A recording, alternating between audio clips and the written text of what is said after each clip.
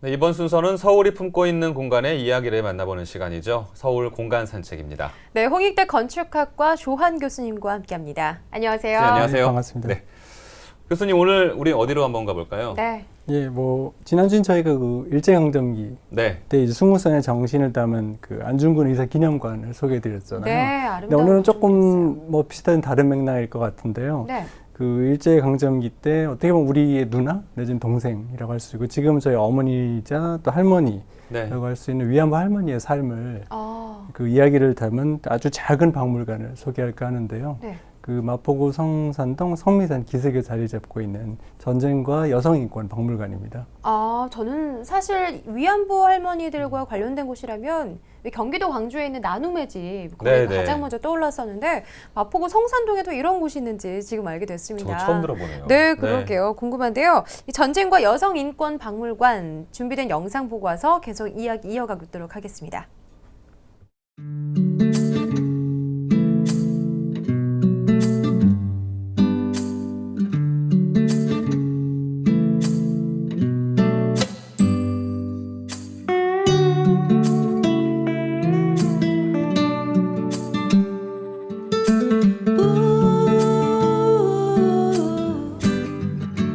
No woman, no cry.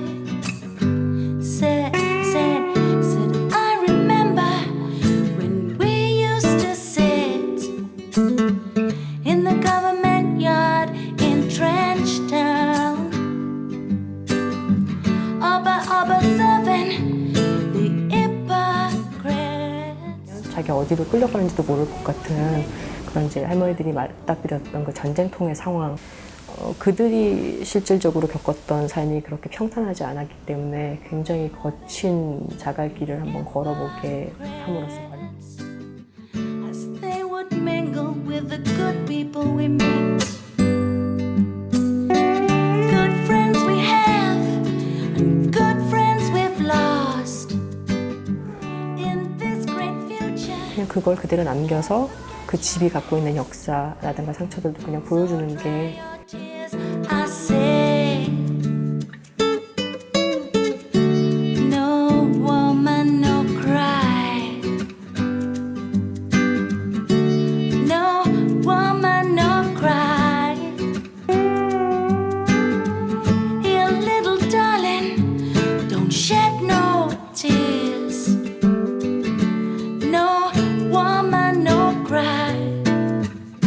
Said, I remember when we used to sit. No woman, no cry. Ooh.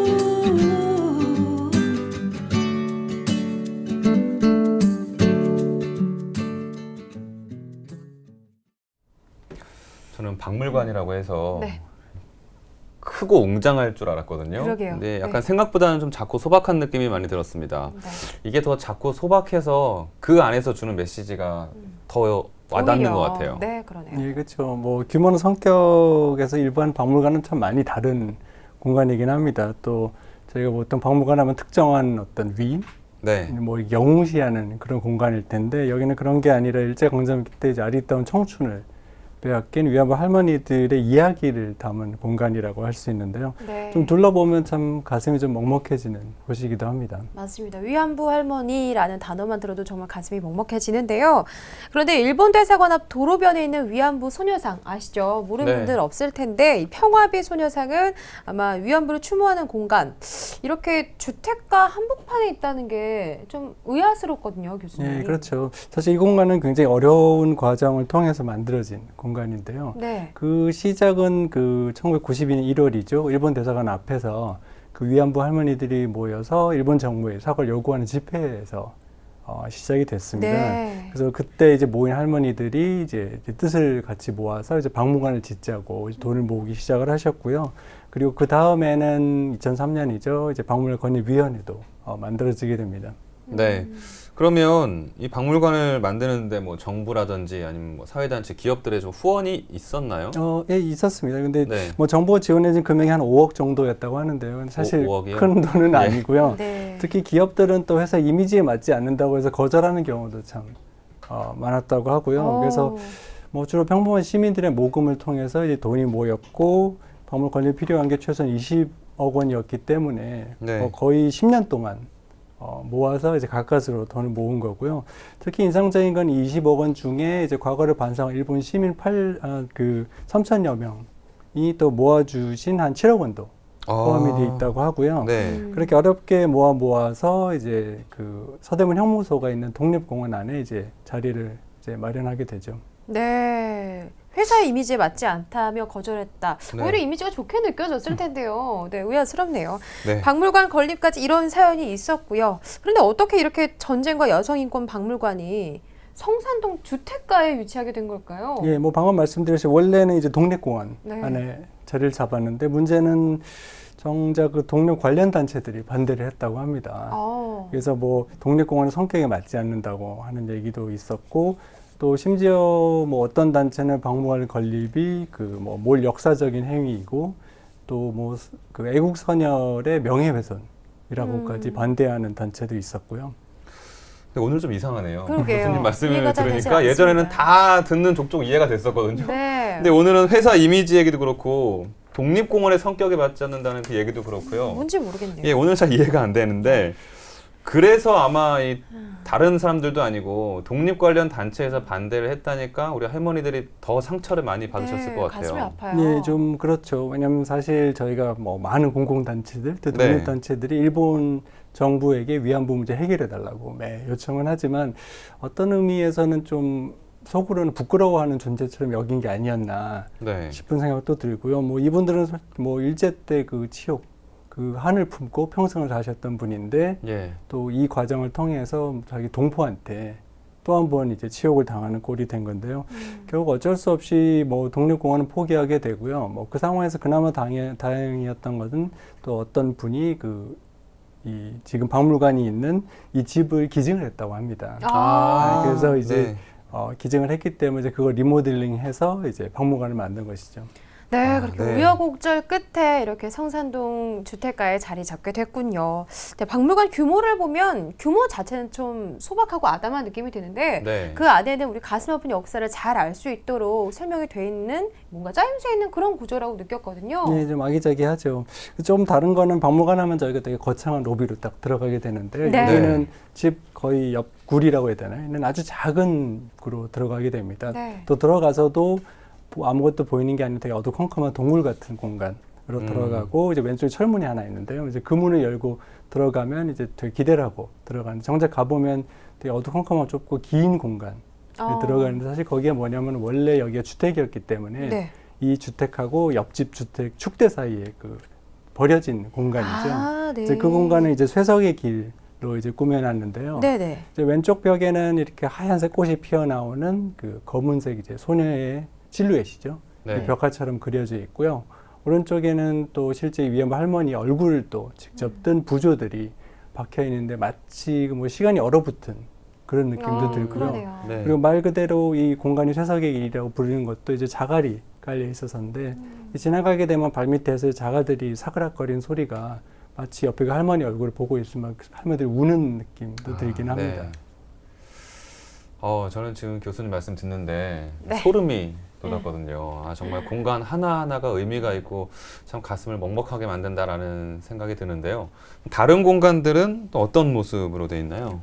이 쇠석이를 지나가면 이제 끝에 계단이 하나 있는데요. 그 네. 계단으로 들어가면 이제 지하 공간으로 내려갑니다. 원래 옛날에 보일러실 예. 있던 자리인데 보일러실이기 때문에 사실 습할 수밖에 없는데 그 공간에 들어가면 이제 할머니들의 슬픈 증언들이 영상으로 나오게 되고요. 이제 그걸 보고 나면 이 지하실을 빠져나와서 좀 널찍하게 뚫린 지상층으로 올라옵니다. 그러면 그 공간 제일 인상적인 건 역시 2층으로 올라간 그 계단인데요.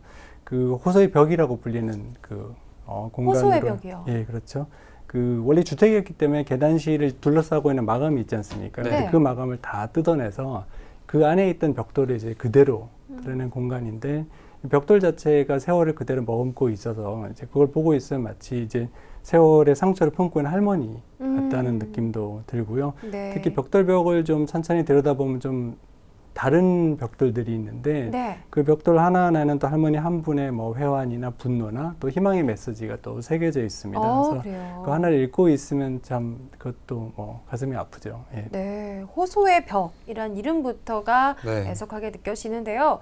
자, 이곳이 박물관입니다. 박물관인데 저렇게 아담하게 꾸며져 있고요. 박물관인 만큼 전시되어 있는 내용들도 좀 많을 것 같아요. 예, 뭐 여러 가지 전시관은 어떻게 뭐 될까요? 좋은 전시도 많이 있고요. 본격적으로 2층 그런 전시들이 많이 있고 네. 그런데 이제 공간 전체에 또 특이한 건 1, 2층을 이제 뚫어놨습니다. 뚫어놨는데 1, 2층을 그 연결하는 그 철판으로 된 벽이 하나 있는데 거기에는 또 이 박물관을 세워지게 도와주신 한 8천여 명의 이름들이 빼곡히 새겨져 후원자들. 있습니다. 예, 그렇죠. 네. 그러고 이제 전시 공간을 둘러보고 나면 이제 마지막으로 다다른 곳 2층 베란다가 원래 있던 자리죠. 네. 돌아가면은 이제 햇빛이 이렇게 쏟아지는 그 어떤 검은 벽을 마주하게 되는데요. 이제 그 벽이 뭘로 만들어져 있냐면 그 검은색 벽돌로 쓰여져 있는데 하나 건너 하나씩 벽돌을 빼놨습니다. 그 사이로 이제 햇빛이 스며드는 거죠. 그러네요. 네. 그리고 그 벽돌 하나하나에는 좀 안타깝게도 이미 돌아가신 우리 할머니들이 이제 다 박혀 있고요. 그리고 또 그 벽돌을 빼낸 그 틈새에는 또 누군지는 알 수 없지만 또 고맙게도 이 헌화한 꽃들이 빼곡히 차여 있는 그런 공간입니다. 그래서 그렇게 이제 둘러보고 1층으로 내려가면 이제 바로 앞에 야생화가 심겨져 있는 그 정원이 펼쳐지는데요. 뭐 전체 동선이 마무리되면서 마치 추모의 공간에서 이제 치유의 공간으로 이렇게 이제 여정의 마무리가 되죠. 네. 네. 아, 정말 오늘 말씀 듣는데 계속 마음이 아프네요. 네, 예, 시간이 서울에 지나요. 이런 공간이 있는지 정말 미처 몰랐었는데 예, 이제라도 알게 돼서 참 다행이라는 생각이 들고요. 좀 더 많은 분들이 이것을 좀 찾으신다면 더 좋겠네요. 네. 네, 요즘 나라 안팎에서 들려오는 소식도 그렇고요. 마음 아픈 뉴스가 참 많습니다. 그러니까 어느 때보다 평화에 대해서 간절함을 갖게 되는 그런 때인 것 같은데요. 인류 모두에게 하루빨리 가슴 아픈 비극이 가시고 또 평화와 안정을 찾게 되는 그런 날이 왔으면 좋겠습니다. 네, 오늘 얘기는 여기까지 들어보겠습니다. 지금까지 홍익대 건축학과의 조한 교수와 함께했습니다. 교수님 고맙습니다. 네, 고맙습니다. 감사합니다.